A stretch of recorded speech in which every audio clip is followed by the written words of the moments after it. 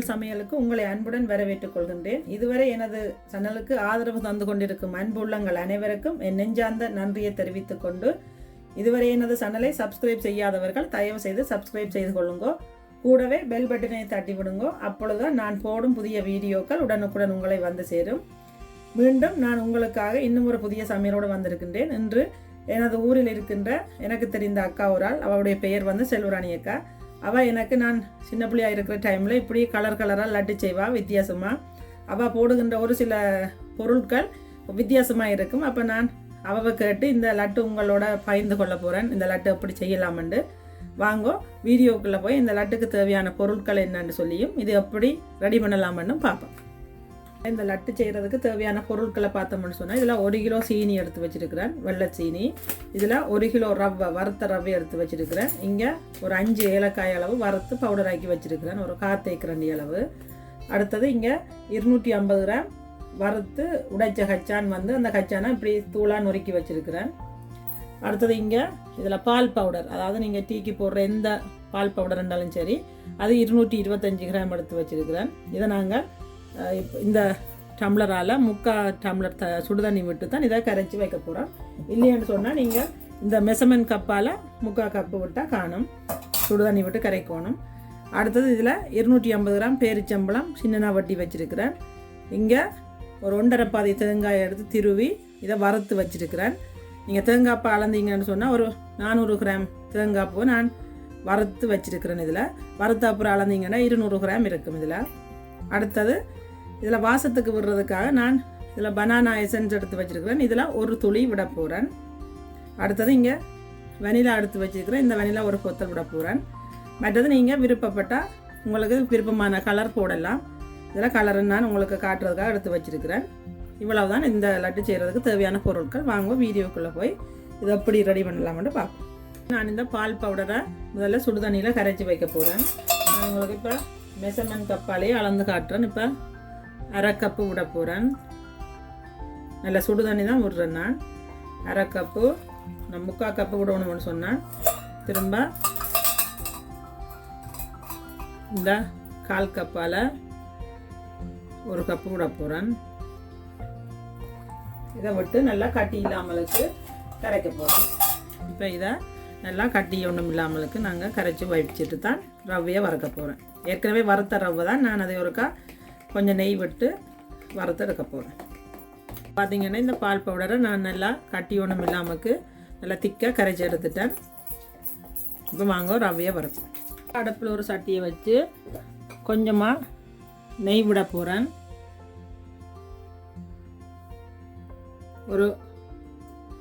ஒரு தேக்கரண்டி அளவு நெய் விடுறேன். நெய் விட்டு இந்த எடுத்து வச்சிருக்கிற ரவையை, வறுத்த ரவை தான் திரும்ப ஒருக்கா வறுக்க போகிறேன்.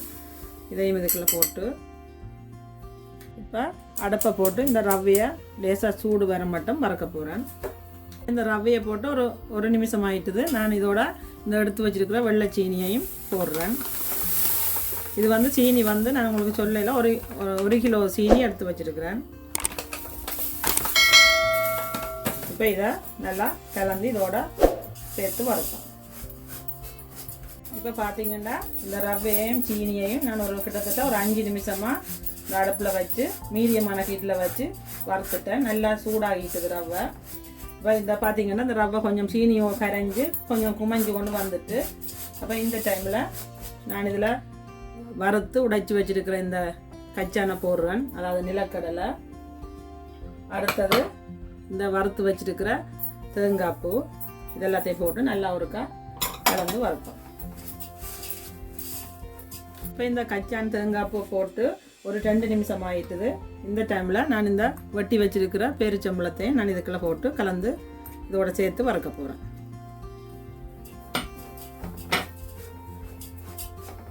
இப்போ பார்த்தீங்கன்னா இந்த ரவை வரவட்டு கொண்டு இருக்கிற டைமில் எனக்கு அங்கே மகன் அந்த ரவையை கிண்டி கொண்டு இருக்கிறேன். அதில் நான் இந்த கலந்து வச்சிருக்கிற இந்த வெனிலா ஒரு போத்தில் இந்த பாலுக்கே விடுறேன். ஏன்னா பாலுக்கு விட்டிங்கன்னா எல்லா இடமும் கலந்து வரும் வெனிலா. அதே மாதிரி இந்த பனானா எசன்ஸில் ஒரு துளி நான் விட போகிறேன். கணக்கை இது விடக்கூடாது, நீங்கள் கொஞ்சமாக தான் விடணும். ஒரு துளி அல்லது ஒரு 2 துளி அளவு விடணும். அதுவும் இந்த எடுத்து வச்சுருக்கிற ஏலக்காய் பவுடரையும் கலந்து போட்டு நான் இதை கொண்டு போய் அந்த ரவை கலவைக்க விட போகிறேன். இப்போ இந்த சூடாக இருக்கிற ரவைக்கில் நான் இந்த பால் கலவையையும் இந்த வெனிலா எல்லாம் எசன்ஸ் எல்லாம் விட்ட கலவையை கொஞ்சம் கொஞ்சமாக விட்டு நான் இதை கிளற போகிறேன். இப்போ நான் அடுப்பை ஆஃப் பண்ணிட்டேன். இந்த சூட்டில் தான்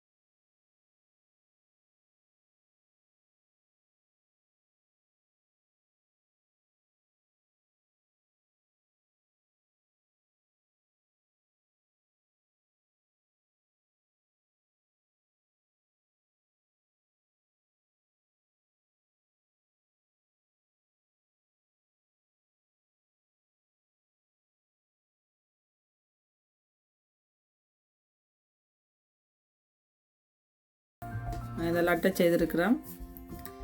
மிகவும் அழகாக இருக்குது. சின்ன பிள்ளைகளெல்லாம் விரும்பி சாப்பிடுவினோம். நீங்களும் இதை உங்களோட வீடுகளில் செய்து சாப்பிட்டு பாருங்கோ. எப்படி இருக்குன்னு சொல்லி மறக்காமல் கமெண்ட்ஸ் பண்ணுங்கோ, லைக் பண்ணுங்கோ, ஷேர் பண்ணுங்கோ. இதுவரை எனது சேனலை சப்ஸ்கிரைப் செய்யாதாக்கள் சப்ஸ்கிரைப் செய்து கொள்ளுங்கோ. கூடவே பெல் பட்டனையும் தட்டி விடுங்கோ. அப்பொழுதுதான் நான் போடும் புதிய வீடியோக்கள் உடனுக்குடன் உங்களை வந்து சேரும். மீண்டும் இன்னும் ஒரு புதிய சமையலுடன் உங்களை சந்திக்கும் வரை நான் உங்கள் ஜெனோவா. நன்றி.